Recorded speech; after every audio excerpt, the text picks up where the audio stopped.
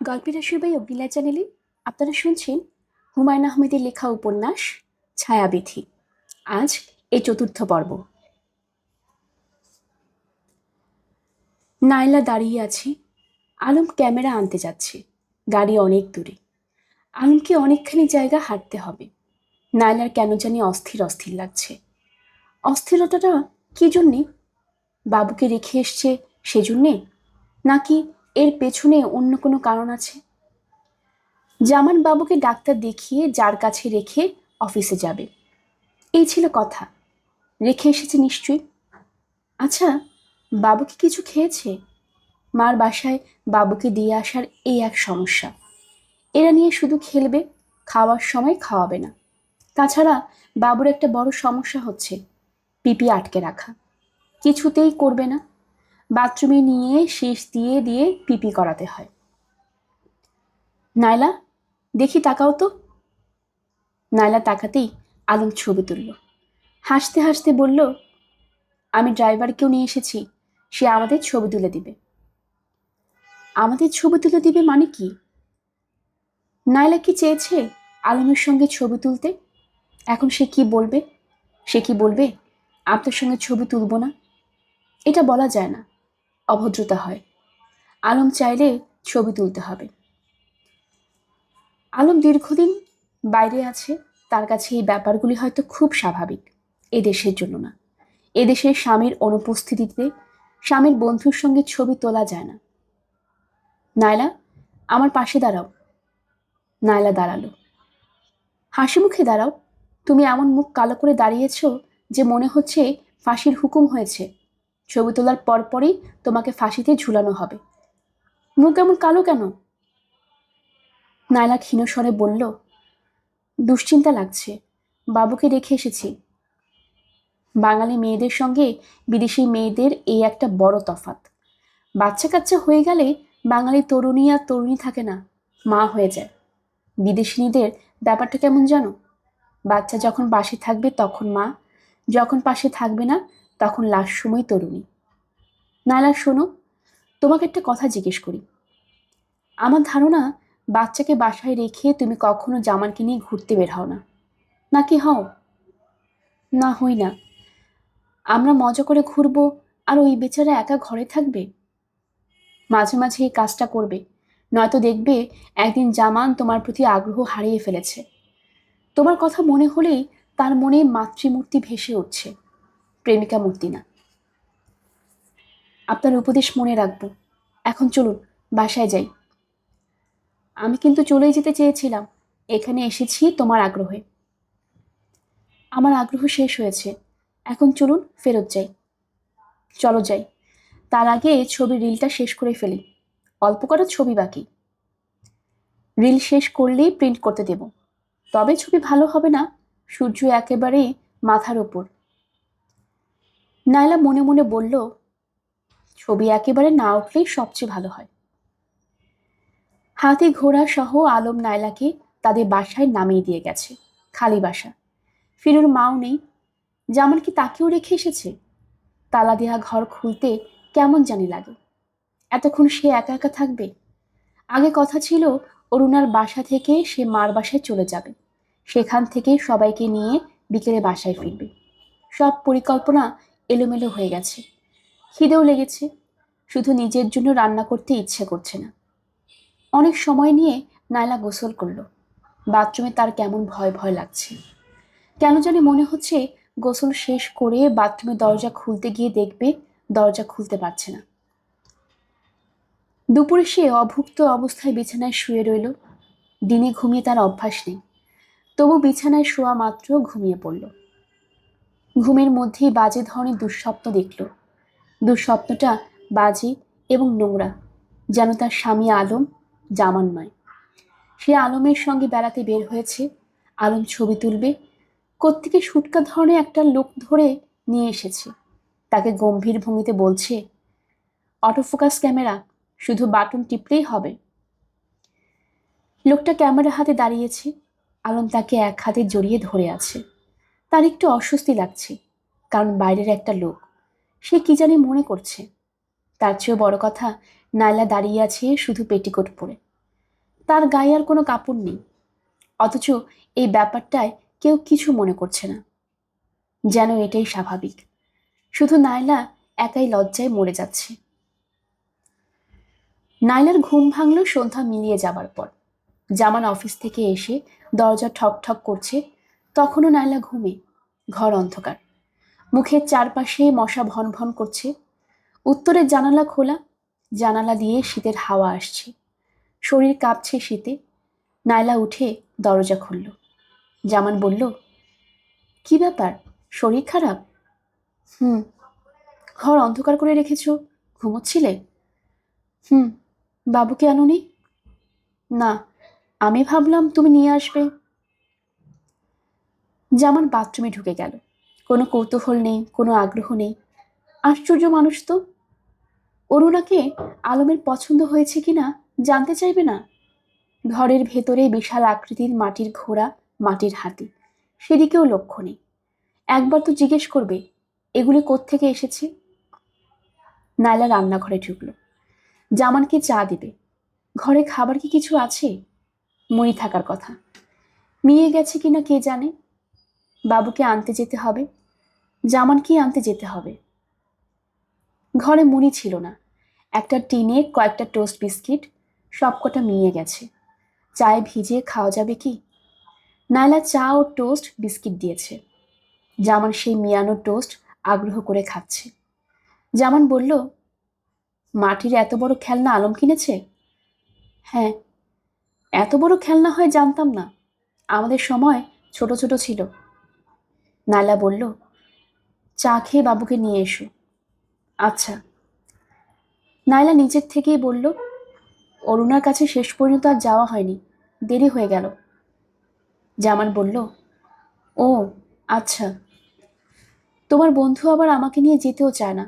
একজন মেয়েকে নিয়ে আরেকজন মেয়েকে দেখতে যেতে তার নাকি ইচ্ছে করে না। ও, দেখো তো আমার জ্বর কিনা। জামার কপালে হাত দিয়ে জ্বর দেখল। জ্বর আছে কিনা তা বলল না। বোধ হয় নেই, জ্বর থাকলে বলতো। নাইলা বলল, আজ খুব ঘুরেছি। কোথায়? New market. ও আচ্ছা। জামান উঠে পড়েছে, সে বাবুকে আনতে যাবে। নাইলা তীব্র অস্বস্তি নিয়ে অপেক্ষা করছে। তার ধারণা জামান জানতে চাইবে নিউ মার্কেটে কি আলমের সঙ্গে ঘুরেছে। জামান কিছু বলল না। ফট করে মিথ্যা কথাটা সে কেন বলল? সে তো নিউ মার্কেট যায়নি, সে গিয়েছে সাভারে। সত্যি কথাটা বললে জামান কি রাগ করত? মোটেই না। নাইলার বলা উচিত ছিল, তোমার বন্ধু আজ আমাকে বিরক্ত করে মেরেছে, তার জন্যই দেরি হয়ে গেছে, অরুণার কাছে যেতে পারেনি। আবার তার জন্যই যেতে হয়েছে সাভার। সেখান থেকে সে নাকি বাবুর জন্য মাটির হাতি ঘোড়া কিনবে।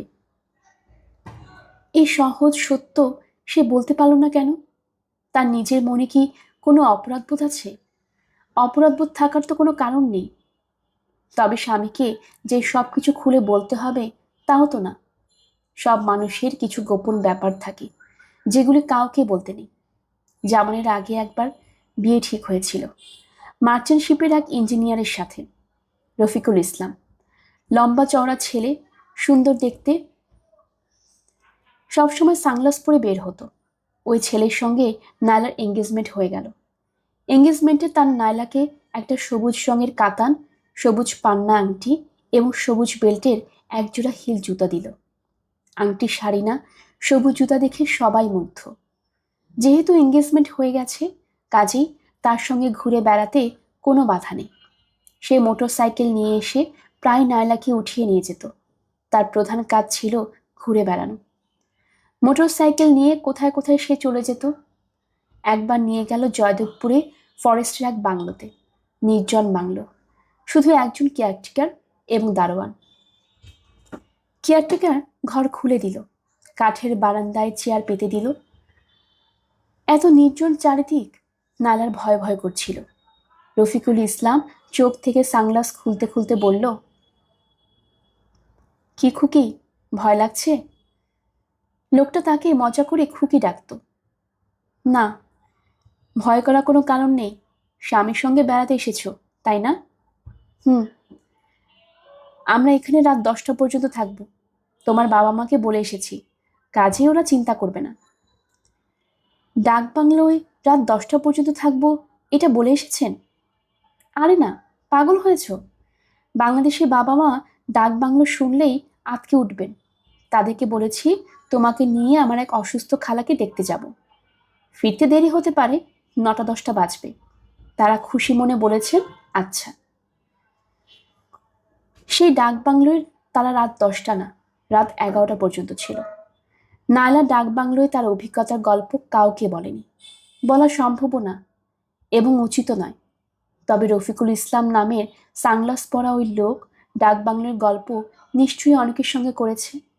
ছেলেরা এই জাতীয় গল্প বন্ধু বান্ধবদের সঙ্গে করতে ভালোবাসে, অনেকে স্ত্রীদের সঙ্গেও করে। কিছু কিছু স্ত্রী আছে স্বামীর মুখে এই জাতীয় গল্প শুনতে ভালোবাসে। নায়লার দূর সম্পর্কে এক মামি আছেন, রাঙা মামি। তিনি সুযোগ পেলেই তার স্বামীর এই ধরনের একটা গল্প শুনিয়ে দেবেন। বুঝলি নায়লা, বিয়ের আগে তোর মামা ছিল ভয়াবহ এক চিজ। মেয়েদের পটানোর সে 1000 একটা কৌশল জানে। কোন মেয়েকে তার মনে ধরেছে তো আর দেখতে হবে না, ওই মেয়ের কপালে দুঃখ আছে। তোর মামা তাকে ভুলিয়ে ভালিয়ে বিছানাতে নেবেই। তবে ইন্টারেস্টিং ব্যাপার হলো, একবার বিছানায় নেবার পর তোর মামার সব আগ্রহ শেষ। এই চ্যাপ্টার ক্লোজ, নতুন আরেক চ্যাপ্টার। রফিকুল ইসলাম নামের লোকটাও কি তার স্ত্রীর কাছে ইন্টারেস্টিং গল্প হিসেবে নালা গল্প করেছে? করেছে বলেই মনে হয়। গল্প করার মতো অনেক কিছুই সেই ডাকবাংলোয় ঘটেছিল। রফিকুল ইসলাম মজা করে ওই গল্প করলেও নালা কোনো দিনও কারোর সঙ্গে এই গল্প করবে না। যদিও প্রায় তার মনে হয় যে আমাকে ঘটনাটা বলে, হয়তো বলবে, এখনো না হলেও কোনো একদিন, যখন তারা দুজনেই বুড়ো হয়ে যাবে, ছেলে মেয়েদের বিয়ে হয়ে যাবে, তারা চলে যাবে দূরে দূরে, যখন নায়লার জামাল ছাড়া কোনো আশ্রয় থাকবে না, জামানেরও নায়লা ছাড়া কেউ থাকবে না, তখন এই গল্প আপাতত বাক্সবন্দি থাকুক। সবার স্মৃতিসৌধে বেড়াতে যাওয়া গল্পটাও চাপা থাকুক। এমন কিছু না যে আগ বাড়িয়ে বলে বেড়াতে হবে। নালার কি জ্বর আসছে, গা জ্বালা করছে, মাথায় শিরা দপদপ করছে। ড্রেসিং টেবিলের ড্রয়ারে বাবুর জন্য কেনা থার্মোমিটার আছে। জ্বরটা দেখলেই হয়, ইচ্ছা করছে না। সামনে সোমবারে বাবুর জন্মদিন, 2 বছর হবে। ঠিক 2 বছরে তার দুধ ছাড়িয়ে দিতে হবে। বিশ্রী ঝামেলা করে, বাতিস দুদু, কোলা দুদু, লজ্জায় পড়তে হয়। আচ্ছা, বাবুর জন্মদিনে ছোটোখাটো ঘরোয়া ধরনের একটা অনুষ্ঠান করলে কেমন হয়? একটা কেক কেনা হলো, বাসায় সে পোলাও কোরমা রান্না করলো, কয়েকজনকে খেতে বলল, তার মা বাবা, আলম, এই সঙ্গে অরুণাকেও বলা যেতে পারে। তাহলে জন্মদিনে আসলেই দুজনে দেখা হয়ে যাবে, ঝামেলা চুকে যায়। আলমকে অবশ্য জন্মদিনের কথা বলা যাবে না, বললেই দামি একটা জিনিস কিনে নিয়ে এসে সবাইকে অস্বস্তিতে ফেলবে। আলমকে বললে খাবার দাবার আরেকটু ভালো করতে হবে। বড় মাছে একটা পেটি কিনে আনতে পারলে মাছের আইটেম করা যায়। বড় মাছ কি সে পছন্দ করে? ওদিন ছোট মাছ খুব আগ্রহ করে খেলো। মাকে নিয়ে গিয়ে দেখি মেথি দিয়ে গোশত রান্না করালে কেমন হয়। আচ্ছা, সে শুধু আলমের কথা ভাবছে কেন? তার কি অন্য চিন্তা ভাবনা কিছু নেই? ঘর কি ময়লা হয়ে আছে? ফিরুর মা নিশ্চয়ই আজ ঘর ঝাড় দেয়নি। এই মহিলা আছে শুধুই ফাঁকিবাজিতে। বাবুর জন্মদিন উপলক্ষে ফিরুর মাকে একটা শাড়ি দেওয়া দরকার। বাবুর জন্য দরকার হাফ হাতে একটা সোয়েটার। লাল রঙের হাফ হাতা সোয়েটার বাবুকে খুব মানায়। এবছর প্রচুর সোয়েটার এসেছে। একদিন সময় করে সোয়েটার দেখে আসতে হবে। যেদিন তারা থাকে সেদিনই একের পর এক সমস্যা দেখা দেয়। আজ জামানির সকাল সকাল অফিসে যাবার কথা। বছর শেষের এই দিনটি জামাদের অফিসের জন্য গুরুত্বপূর্ণ। এদিন অফিসে কাজকর্ম তেমন কিছু হয় না, কয়েকটা মিটিং হয়। মিটিংয়ের বিষয়বস্তু হলো বিগত বছরে কোম্পানি কি করেছে তার পর্যালোচনা, সামনের বছরে কোম্পানি কি করবে তার আভাস। পদোন্নতির ব্যাপারগুলিও এই দিনই জানা যায়। দুপুরে কোম্পানির সরকচি লাঞ্চ দেওয়া হয়, ফুল রোস্ট, রেজালা, দই, মিষ্টি, কোল্ড ড্রিঙ্কস। ঠিকমতো অফিসে পৌঁছার জন্য জামান আজ অন্য দিনের চেয়ে আগেই রওনা হয়েছিল। বাসে করে যাচ্ছে। শাহবাগের মোড়ে বাসের ভেতর প্রচণ্ড হইচই। বাস নাকি বেবি ট্যাক্সির ওপর উঠে গেছে। চারদিক থেকে ধর শব্দ। নিমেষের মধ্যে বাসের ড্রাইভার দরজা খুলে লাফিয়ে নেমে পড়ল। সেই দৌড়ে রাস্তা পার হয়ে ছুটছে, তার পেছনে ছুটছে রাজ্যের মানুষ। কন্ডাক্টর পালাতে পারেনি। বাসের যাত্রীরা তাকে ধরে ফেলেছে। শুরু হয়েছে প্রচণ্ড মার। এই লোকটার দোষ কি? অ্যাক্সিডেন্টের সময় সে যাত্রীদের ভাড়া আদায় করছিল। বেবি ট্যাক্সির ওপর বাস তুলে দেওয়াতে তার কোনো ভূমিকা ছিল না। লোকটাকে কি মেরেই ফেলবে? গো গো শব্দ হচ্ছে। এই শব্দের ফাঁকে ফাঁকে কন্ডাক্টর বলছে, ঘরে আমার ছোট ছোট দুইটা মাইয়া, আপনাদের আল্লাহর দোহাই লাগে, আহ আহ। জামান বাস থেকে নামল। পুলিশ ছাড়া এই লোককে বাঁচানো অসম্ভব। শাহবাগের মোড়ে অ্যাক্সিডেন্ট, পুলিশ নিশ্চয়ই চলে এসেছে। ওয়্যারলেস সেট হাতে একজন পুলিশ সার্জেন্টকে মোটর সাইকেলে বসে থাকতে দেখা গেল। জামান এগিয়ে গিয়ে কন্ডাক্টরের কথাটা বলল। পুলিশ সার্জেন্ট অত্যন্ত বিরক্ত হয়ে বলল, আমরা দেখছি, আপনাকে ব্যস্ত হতে হবে না। লোকটাকে মেরে ফেলছে। মানুষ এবং বিড়াল, এই দুই প্রাণী সহজে মরে না। আপনি আপনার কাজে যান, ভিড় বাড়াবেন না। ভিড় যা হয়েছে দর্শনীয়।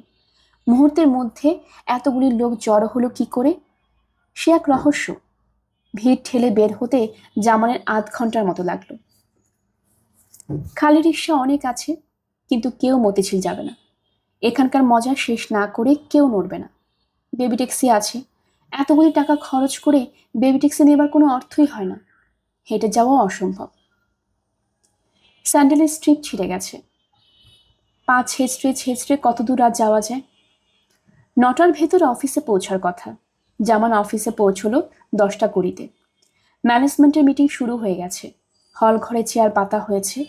ডেকোরেটরের কাছ থেকে ভাড়া করে আনা চেয়ার। চেয়ারে যারা বসে আছে তাদের সবার মুখ শুকনো। এমডি সদরুদ্দিন সাহেবের বক্তব্য মনে হয় কারো তেমন পছন্দ হচ্ছে না। জামান খুব সাবধানে পেছনের দিকের একটা চেয়ারে বসল। এমডি সাহেব ইংরেজিতে লিখিত বক্তৃতা পাঠ করছেন। বক্তৃতার বিষয় হলো, কোম্পানিকে নিজের পায়ে শক্ত করে দাঁড়া করাতে হবে। কোম্পানি এবং বৃক্ষ এক রকমের। ছোট্ট চারা থেকে হয় মহিরুহু, তেমনি ছোট্ট কোম্পানি থেকে হয় বিরাট মাল্টিন্যাশনাল কোম্পানি। বৃক্ষ নড়বড়ে হয় তখন যখন তার শাখা প্রশাখা বেড়ে যায়। এই কোম্পানিও শাখা প্রশাখা বিস্তার করে নড়বড়ে অবস্থায় চলে এসেছে। কাজের লোকের চেয়ে অকাজের লোক বেশি। হেড অফিসেই টাইপিস্টের সংখ্যা 13 জন, অথচ ওয়ার্ড প্রসেসর ইউনিটও আছে। 13 জন টাইপিস্টের বলতে গেলে কোনো কাজে নেই। এরা অফিসে আসে, গল্পগুজব করে বাসায় ফিরে যায়। নিয়ম মতো তারা একটা কাজই করে, সেটা হলো বেতন নেওয়া। জামানের পাশে রকিব সাহেব ছিলেন, সিনিয়র হেড অ্যাসিস্ট্যান্ট। কোম্পানির জন্মলগ্ন থেকে এর সঙ্গে আছেন। রকিব সাহেব ফিসফিস করে বললেন, জামান ভাই, অনেক ছাঁটাই হয়েছে। ছাঁটাইয়ের কথা কি বড় সাহেব বলেছেন? সরাসরি এখনো কিছু বলে নাই, তবে শোনা যাচ্ছে এই বছর কোম্পানি অনেক লস দিয়েছে। কারা ছাঁটাই হয়েছে কিছু শুনেছেন? না, শোনা যাচ্ছে মোট 18 জন। বলেন কি? এমডি সাহেব কোম্পানির উন্নতির জন্য যেসব কর্মচারী সৎ এবং আন্তরিক চেষ্টা চালাচ্ছেন তাদের ধন্যবাদ দিয়ে বক্তৃতা দিলেন এবং সবাইকে তার সঙ্গে 1 কাপ চা খাবার আমন্ত্রণ জানালেন। দুপুরে লাঞ্চের ঠিক আগে আগে ছাঁটাইকৃত কর্মচারীরা তাদের নাম জানল। মোট 11 জন ছাঁটাই হয়েছে। জামানের নাম 10 নম্বরে। কোম্পানির আইনের ধারা উল্লেখ করে তারা জামানের কাছে যে চিঠি দিয়েছে তার ভাষা বড়ই কঠিন। আপনাকে দায়িত্ব থেকে অব্যাহতি দেওয়া হলো। চিঠি পকেটে নিয়ে জামান চুপচাপ বসে আছে। দুঃখবোধের চেয়েও যে ব্যাপারটা তাকে আলোড়িত করেছে তা হলো লজ্জাবোধ। সবাই আসছে, সান্ত্বনার কথা বলছে, চিঠি পড়তে চাচ্ছে। কিছুক্ষণের ভেতর লাঞ্চের ডাক পড়বে, সেখানেও যেতে হবে। লাঞ্চ না খেয়ে চুপচাপ বসে থাকা মানে রাগ করে ভাত না খাবার মতো। জামান কারো উপর রাগ করবে? অনেকে এসে তাকে বলছে, আপনি এমডির সঙ্গে সরাসরি দেখা করুন। আপনার মতো মানুষের চাকরি চলে যাবে, এটা একটা কথা নাকি? আপনি যান, আমরা সবাই আপনাকে সাপোর্ট দেব। মগের মূল্য। এক কথা চাকরি নট, কোর্ট কাচারি করে সব ছেঁড়াবেড়া করে ফেলবো না? জামান জানে এও কথার কথা, দেশে চাকরি বাকরির অবস্থা খুব খারাপ, চরম দুঃসময়। এই সময় নিজের চাকরি নিয়ে সমস্যা হতেও পারে, এ ধরনের কিছু কেউ করবে না। অন্য সবার মতোই জামান সর্বশেষ লাঞ্চে গেল। বুফে লাঞ্চের ব্যবস্থা, বড় টেবিলে খাবার সাজানো, সবাই নিজের পছন্দ মতো খাবার উঠিয়ে নিচ্ছে। আস্ত একটা মুরগির রোস্ট একজনের পক্ষে খাওয়া মুশকিল, তারপরেও দেখা যাচ্ছে কেউ কেউ দুটা রোস্ট নিয়েছে। এমডি সদরুদ্দিন সাহেব প্লেটে সামান্য কিছু পোলাও নিয়েছেন, চামচে সেই পোলাওয়ের খানিকটা মুখে দিচ্ছেন এবং হেঁটে হেঁটে সবার সঙ্গে গল্প করছেন। তিনি হাঁটতে হাঁটতে একসময় জামানের কাছে চলে এলেন, হাসি মুখে বললেন, কেমন আছেন জামান সাহেব? জি স্যার, ভালো। অনেকেই দেখে দুটা করে রোস্ট নিয়েছে, আপনি একটা, ব্যাপার কি? নিন, আরেকটা নিন। জি না স্যার। কাজ করুন, ভালো মতো কাজ করুন। আপনি কোম্পানিকে দেখবেন, কোম্পানি আপনাকে দেখবে। জামান ছোট্ট করে নিঃশ্বাস ফেলল। এমডি সাহেব জানেনও না যে সে যে এখন আর কোম্পানির সঙ্গে যুক্ত না। এমপিদের এত তুচ্ছ জিনিস নিয়ে মাথা ঘামালে চলে না। সদরুদ্দিন জামানের কাছ থেকে একটু সরে গিয়ে বললেন, সবাই আমার একটা ঘোষণা শুনুন। আমি একটা প্রাইস ডিক্লেয়ার করছি। ম্যাক্সিমাম নাম্বার অফ রোস্ট যে কনজিউম করবে তার জন্য সুন্দর একটি পুরস্কার। সবার মধ্যে সাড়া পড়ে গেল। একজন উজ্জ্বল চোখ করে জিজ্ঞেস করল, প্রাইসটা কি স্যার? প্রাইস কি এখন বলবো না, তবে ভালো price. You will like it. আচ্ছা, বলেই দিই, টিকিট, কক্সবাজারে বিমানের টিকিট, একটি না দুটি টিকিট, স্পাউস সঙ্গে নিয়ে দেওয়া যাবে। সদরুদ্দিন সাহেব হাসছেন, অন্যরাও হাসছে। ক্যাশিয়ার আব্দুল করিম সাহেবকে রোস্টের থালার দিকে এগিয়ে যেতে দেখা গেল।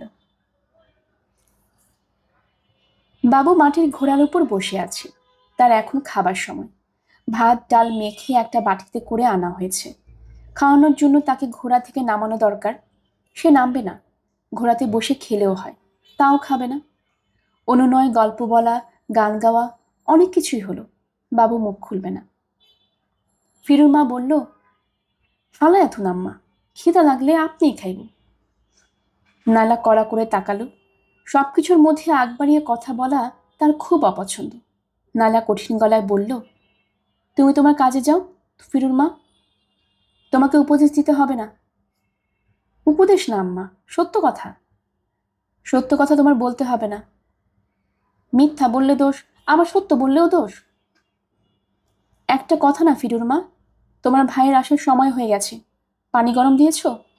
হ, পানি গরম আছে। ভালো করে গরম করো। নাইলা ঘড়ি দেখল, 9টা 10 বাজে। আজ এত দেরি করছে কেন? বছরের শেষ দিনে সে সবসময় সকাল সকাল ফেরে, তার উপর হঠাৎ করে শীত পড়েছে। শীতের কাপড়ও নিয়ে যায়নি, চাদর নেয়নি। সোয়েটার অবশ্য আছে, শুধু সোয়েটারে কি আর শীত মানে? ফিরুর মা, ফিরুর মা। জি। একটু বারান্দায় দাঁড়িয়ে দেখো তো তোমার ভাইকে আসতে দেখা যায় কিনা। আসলে তো আম্মা এখানেই আসবো, একবারে দেখানোর দরকার কি?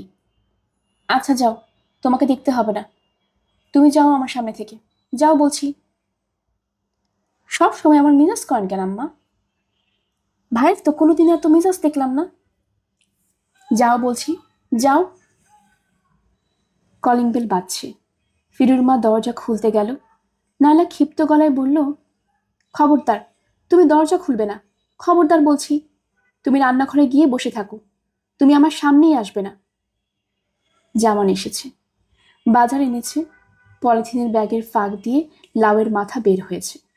আজও ইলিশ মাছ কিনেছে কিনা কে জানে। এত রাতে বাজার করে কেউ ফিরে? এত দেরি হলো যে? জামান কিছু বলল না, বাজারে ব্যাগ নামিয়ে রাখলো। তুমি কি চা খেয়ে গোসল করবে, না গোসল করে সরাসরি ভাত খাবে? চা খাবো না। তাহলে বাথরুমে ঢুকে যাও, আমি গরম পানি নিয়ে এসেছি। আজ তোমার পছন্দের খাবার আছে, সিমের বিচির তরকারি। ফিরুর মা গরম পানি চুলাতেই দেয়নি। রাগে নালা গা জ্বলে যাচ্ছে। সে নিজেই পানি বসালো। ফিরুর মাকে আর রাখা যাবে না, বিদায় করে দিতে হবে। এতদিন যে তাকে সহ্য করা হয়েছে এই যথেষ্ট। মনে হচ্ছে জামানে খেতে ভালো লাগছে না, মুখে যত না দিচ্ছে মাখাচ্ছে তার চেয়েও বেশি। নাইলা উদ্বিগ্ন হয়ে বলল, খেতে ভালো হয়নি? হয়েছে। খাচ্ছ না তো? খিদে হয়নি। খিদে হয়নি কেন? বিকেলে কিছু খেয়েছিলে? জামান উত্তর দিল না, ভাত মাখতে লাগলো। নিশ্চয়ই চা খেয়ে খেয়ে খিদে নষ্ট করেছ। কাঁচামরিচ নাও, কাঁচামরিচ খেলে নষ্ট খিদে ফিরে আসে। জামান কাঁচামরিচ নিল। নাইলা বলল, কাল দিনটার কথা মনে আছে তো? বাবুর জন্মদিন। মনে আছে। বাসায় সামান্য খাওয়া দাওয়ার ব্যবস্থা কি করব? করো। নাইলা নিঃশ্বাস ফেলে বলল, জন্মদিন না করলেও অবশ্য হয়। বাবু তো আর জন্মদিন বুঝে না, ওর কাছে সব দিনই সমান। তাহলে আর জন্মদিনের দরকার কি? বাদ দাও, টাকা পয়সা টানাটানি। আমি ভাবছিলাম জন্মদিন উপলক্ষে করে তোমার বন্ধুকে খেতে বলবো, সেই সঙ্গে অরুণাকেও আসতে বলবো। দুজনের সঙ্গে দুজনের দেখা হলো, আমার দায়িত্ব পালন হয়ে গেল। জামানের খাওয়া শেষ হয়ে গেছে, সে উঠে দাঁড়িয়েছে। একা একা খেতে নালার খারাপ লাগে। দুজন একসঙ্গে খেতে বসেছে, একজন খাওয়া শেষ করে উঠে পড়েছে, অন্যজন পেটুকের মতো খেয়েই যাচ্ছে। নালাও খিদে রেখে উঠে পড়ল। সে যে খাওয়া শেষ করেনি এটাও জামানের চোখে পড়ল না। বাবু আজ সারাদিন কিছু খায়নি, তার ঘোড়ায় চড়া রোগ হয়েছে, সারাদিন ঘোড়ার পিঠে বসে থাকে। আজ কি করেছে জানো? দুপুরে খাওয়াতে নিয়ে গেছি, সে বলল ঘোড়া দুধু, অর্থাৎ ঘোড়ার পিঠে বসে দুধ খেতে চায়। কিরকম বজ্জাত হয়েছে দেখো না। ও কোথায়? ফিরুর মা ঘুম পাড়াচ্ছে। ভালো কথা। শোনো তো, তোমার অফিসের লোকজনদের বলে দিও তো, কেউ যদি কোনো কাজের মেয়ে পায় তাহলে যেন আমাকে দেয়। আমি ফিরুর মাকে রাখবো না, বিদায় করে দেব। আজই বিদায় করে দিতাম, বাবুর জন্মদিন পর্যন্ত রেখে তারপর বিদায় করে দেব। তুমি কিন্তু না বলতে পারবে না। সিগারেট খাচ্ছ না কেন? তুমি তো ভাত খাওয়ার পর সিগারেট খাও। সিগারেট সঙ্গে নেই, কিনতে ভুলে গেছি। আমি যদি এখন একটা সিগারেট এনে দিই আমাকে কি দেবে? দাঁড়াও, সিগারেট দিচ্ছি, তবে একটা শুধু পাবে, একটাই আমার কাছে আছে। নালার কাছে একটা না, এক প্যাকেট সিগারেট আছে। আলমের প্যাকেট ভুল করে ফেলে গিয়েছিল, নালা তুলে রেখে দিয়েছে। নালা বলল, আচ্ছা শোনো, জন্মদিন কি করব? করো, তোমার যদি ইচ্ছা করে। আমার কোনো ইচ্ছা না, তোমার বন্ধু আর অরুণার কথা ভেবে বলছি। শুধু ওদের দুজনকেই বলবে, আর কাউকে না। আচ্ছা, তোমাকে যে এত রাতে সিগারেট বের করে দিলাম, তুমি তো আমাকে থ্যাঙ্কসও দিলে না। থ্যাঙ্কস? সব কিছু তোমাকে বলে বলে দিতে হয়, নিজ থেকে তুমি কিছুই করো না। কিছু অদ্ভুত মানুষ। তোমার বন্ধুকে কাল সকালেই কিন্তু দাওয়াত করে আসবে, পারবে না? পারবো। তাকে জন্মদিনের কথা বলার দরকার নেই, জন্মদিন শুনলেই এক গাদা উপহার কিনে হুলস্থুল করবে। তোমার বন্ধু যা খরচে স্বভাব। তোমার যদি টাকা হয় তাহলে তোমার স্বভাব কেমন হবে? তুমিও কি খরচে স্বভাবের হবে? নায়লা গড় করে কথা বলে যাচ্ছে। জামান শুনছে, মন দিয়ে শুনছে, উত্তর দিচ্ছে না। সে ভয়াবহ ঘটনা তার জীবনে ঘটে গেল, সেটা নায়লাকে তার বলা দরকার, কিন্তু বলতে পারছে না। ছেলের জন্মদিন নিয়ে খুশি মনে কত পরিকল্পনা করছে, সব ভেস্তে যাবে। তাছাড়া নায়লা ছোটোখাটো দুর্ঘটনাতেই ঘাবড়ে যায়, বড় কিছু ঘটলে কি হবে কে জানে। নায়লাকে যা বলার ধীরে সুস্থে বলতে হবে। তুমি আমার কথা কিছুই শুনছো না। শুনছি তো। না, শুনছো না, তুমি অন্য কিছু ভাবছো। কি ভাবছো? কিছু ভাবছি না। আচ্ছা শোনো, তুমি কি এই মাসে আমাকে বাড়তি কিছু টাকা দিতে পারবে? আমি সংসারের টাকা জমিয়ে জমিয়ে তোমার টাকা ফেরত দেব, পারবে? কত টাকা? 1,000 টাকা। জামান মনে মনে বড় একটা নিঃশ্বাস ফেলল। 1,000 টাকা সে দিতে পারবে। তাকে 3 মাসে বেতন দেওয়া হবে, প্রভিডেন্ট ফান্ডে জমা কিছু টাকাও পাবে। খুব বেশি না, গত বৎসর বাবুর অসুখের সময় বেশ কিছু টাকা তুলতে হলো। নায়লা আগ্রহের সঙ্গে বলল, কথা বলছো না কেন? দিতে পারবে? পারবো। কাল সকালে দিতে পারবে? হ্যাঁ পারবো। আমার কাছে এখনই টাকাটা আছে, তুমি নিয়ে নিও। আসলে টাকাটা আমার কি জন্য দরকার তোমাকে বলি। নুরু এসেছিল, ওর এক বন্ধু এসেছে দুবাই থেকে, 7টা ফ্রেঞ্চ শিফন নিয়ে এসেছে। শাড়িগুলি 3,000 টাকা করে দাম। সে নুরুকে বলেছে নুরু যদি শাড়িগুলি বিক্রি করে দিতে পারে তাহলে নুরুকে সে 1,000 টাকায় একটা শাড়ি বিক্রি করবে। নুরু হালকা গোলাপি একটা শাড়ি নিয়ে এসেছিল, কি যে সুন্দর। শাড়িটা কি তুমি রেখে দিয়েছো? না, কোন ভরসায় রাখবো? শেষে টাকা জোগাড় না হলো। কাল সকালে নুরুকে টাকাটা দিয়ে আসবো। এত দাম দিয়ে আমার শাড়ি কেনা ঠিক না, কিন্তু এত সুন্দর শাড়ি দেখে লোভ লেগে গেল। জামানে বলতে ইচ্ছে করছে নুরুকে টাকা দিলে তুমি শাড়ি পাবে না। জামাল বলতে পারল না। নিজের ভাই সম্পর্কে এমন কঠিন কথা নালা সহ্য করতে পারবে না। তোমার কি ঘুম পাচ্ছে? শুয়ে পড়বে? হুম, এসো তাহলে শুয়ে পড়ি। বাবু রাতে কিছুই খেলো না, ও সারা রাত বিরক্ত করবে।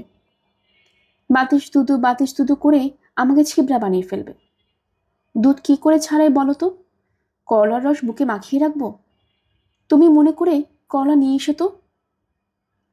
বিছানায় নায়লা স্বামীর কাছে ঘনিষ্ঠ হয়ে এলো। ভারী জর্ণ গলায় ফিসফিস করে বলল, তোমার কি আর কিছু লাগবে? জামা চমকে উঠে বলল, কি বললে? কিছু বলিনি। আমাকে একটু আদর করো না।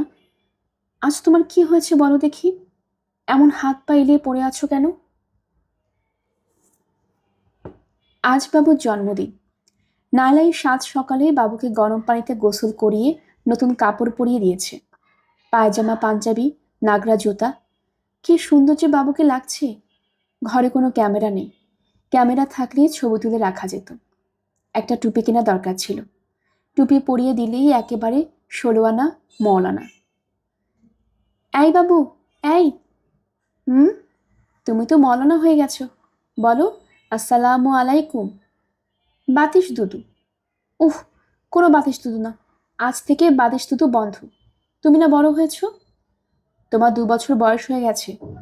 এত বড় যে হয়েছ, সে কি করে বাতিস দুদু খায়? মাম্মাট, কোলা খাবো, কোলা। উহ, তুমি কোলাও যাবে না। তোমাকে কোলে নিলে আমি কাজ করব কিভাবে? আজ আমার কত কাজ। আজ না তোমার জন্মদিন? শুভ জন্মদিন বাবু সোনা।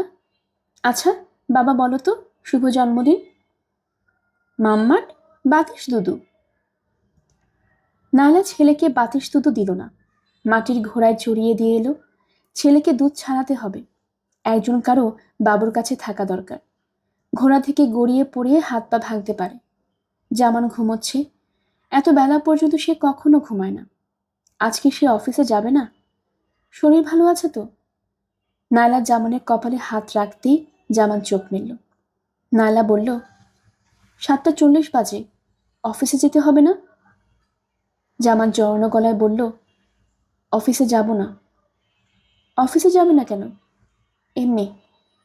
নায়লা খুশি খুশি গলায় বলল, না গেলেই ভালো। কি দরকার রোজ রোজ অফিসে যাবার? তাছাড়া আজ বাবুর জন্মদিন, তুমি আজ বাবুকে দেখবে। আমি বাইরের কাজ সেরে এসে রান্না বান্না করব। বাইরের কি কাজ? ও মা, বাইরের কত কাজ।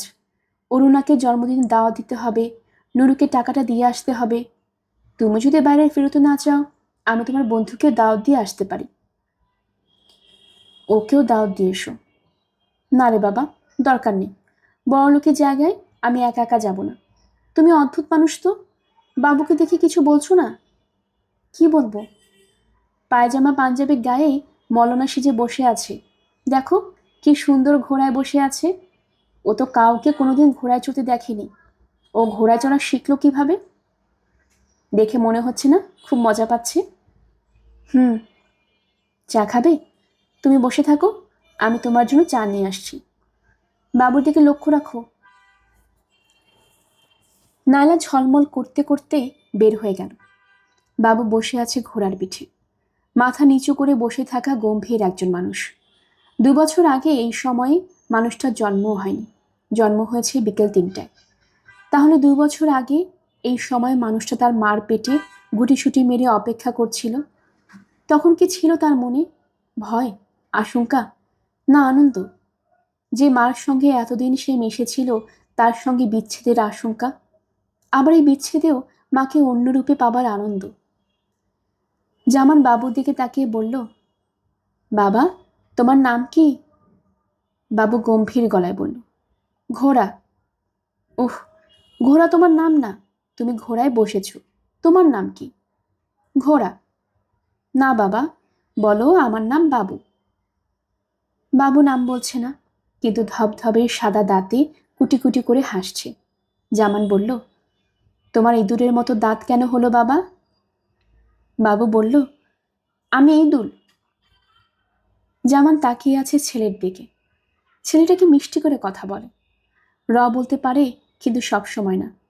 ঘোড়া বলার সময় পরিষ্কার উচ্চারণ করল, কিন্তু ইঁদুরের বেলা পাচ্ছে না। বাচ্চাদের কথা বলার সময়টা কি যে অদ্ভুত। নায়লা চা নিয়ে এসেছে। এক হাতে চায়ের কাপ, অন্য হাতে পানি ভর্তি গ্লাস। নায়লা বলল, পানি দিয়ে কুলে করে মুখের বাসি ভাব দূর করে তারপর খাও, আর পিরিচে করে আমাকে একটু দাও। বাবু, তুই চা খাবি? বাবু মার দিকে তাকিয়ে বলল, আমি ঘোড়া। নায়লা খিলখিল করে হাসছে। হাসির ঝাপটায় হাতের চায়ের কাপ কাঁপছে। চা ছড়িয়ে পড়ছে মেঝেতে। হাসি শুনে ফিরুর মা এসে দরজা ধরে দাঁড়িয়েছে। জামান খানিকটা বিস্ময় নিয়ে স্ত্রীর দিকে তাকিয়ে আছে। সে এত হাসতে নায়লাকে কখনো দেখেনি। শেষ পর্যন্ত আলমকে জন্মদিনের দাওয়াত দেওয়ার দায়িত্ব নায়লার উপরেই পড়েছে। জামান থাকবে বাবুকে নিয়ে। নায়লা অরুণাকে দাওয়াত দিয়ে ফেরার পথে জামানকেও দাওয়াত করে আসবে। হোটেলের লবিতে ঢোকার সময় নায়লা খানিকটা ভয় ভয় করছিল।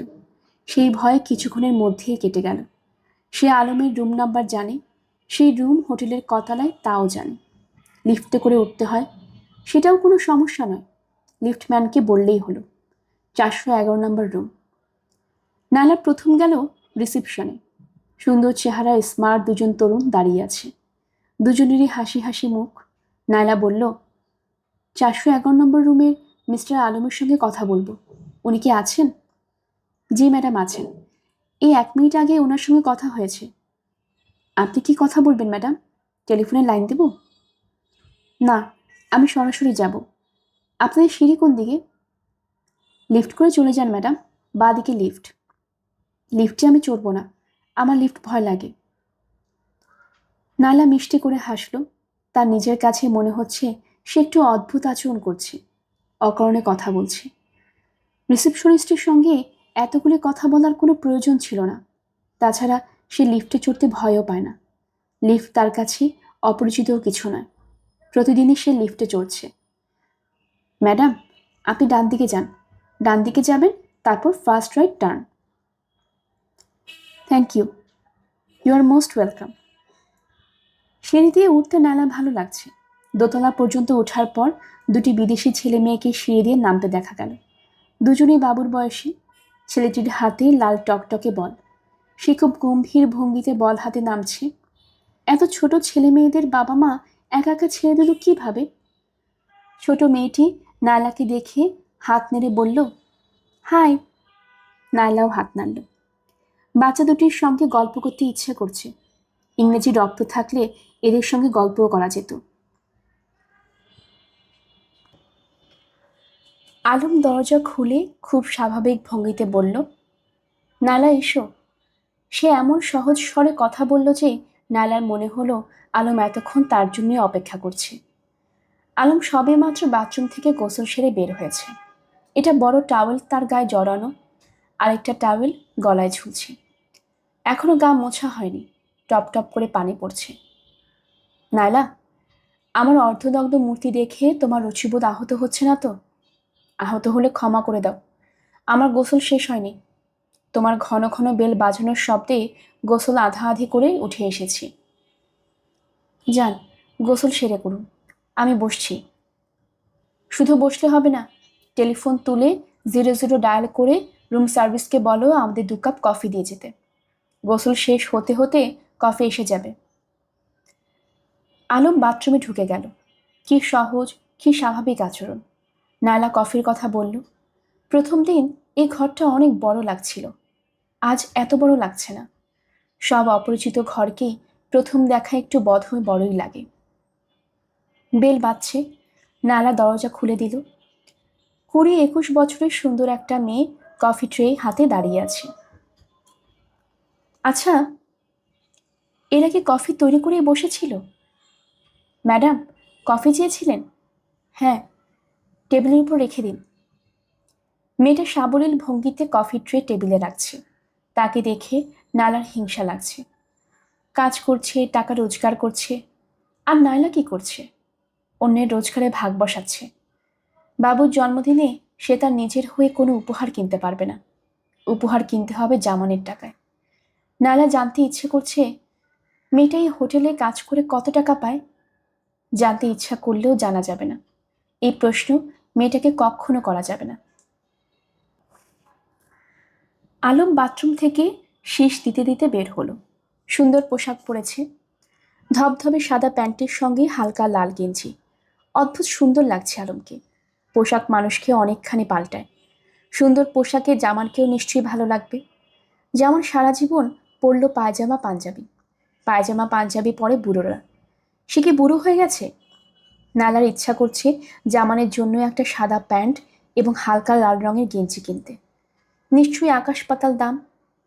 আলম বলল, নাও, কফি নাও। চুপচাপ বসে আছো কেন? ভাবছি। কি ভাবছো? আপনি আমাকে দেখে একেবারেই অবাক হননি। কেন তাই ভাবছি? অবাক হব কেন? ঢাকা শহরে আমি চিনি তোমাদের দুজনকে। তোমরা আমার কাছে আসবে, এতে আমি অবাক হব কেন? না এলে অবাক হওয়ার একটা ব্যাপার থাকতো। কি জন্য এসেছি তাও তো জিজ্ঞেস করলেন না। তুমি নিজেই বলবে। এটা জানি বলেই জিজ্ঞেস করিনি। বলো কি জন্য এসেছো? আজ রাতে আপনি আমাদের সঙ্গে খাবেন। ফাইন, খাবো। আমি অরুণাকেও আসতে বলেছি। অরুণাটা কে? কি আশ্চর্য, অরুণাকে তা ভুলিয়ে গেছেন? ও আচ্ছা আচ্ছা, মনে পড়েছে। অরুণা হচ্ছে তোমার রূপবতী বান্ধবী, যার সঙ্গে আমার বিয়ের একটা চেষ্টা তুমি চালাচ্ছ।